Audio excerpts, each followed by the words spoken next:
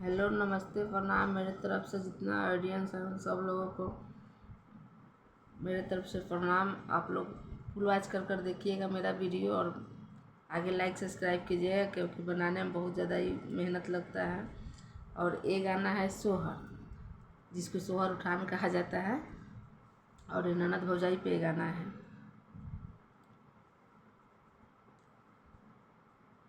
हम ता परनी सोयरी हो घरवा लुटाइया जानी है नानाद। ओ हम ता परनी सोयरिया घरवा लुटाइया जानी ए नानादो। हरवा खातिर सोनारा से लो भैया जानी ए ना दो। हरवा खातिर सोनारा से लो भैया जानी ए नाना। हम ता परने सोयरिया हो घर वालो भैया जानी ए नाना दो। लो भैया जानी ए नाना दो।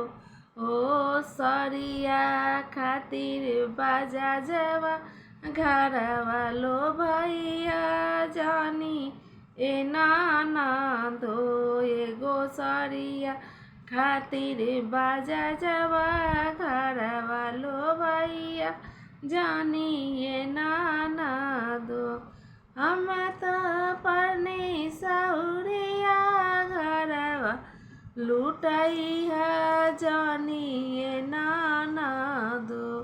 हम तो परनी सौरिया घरवा लुटाइया जानी ए नाना दो। एगो चूड़िया खातिर चूड़ी हरवा घरवा लो भैया जानी ए नाना दो। एगो चूड़िया खातिर चूड़ी हरवा घरवा लो भैया जानी ए नाना दो।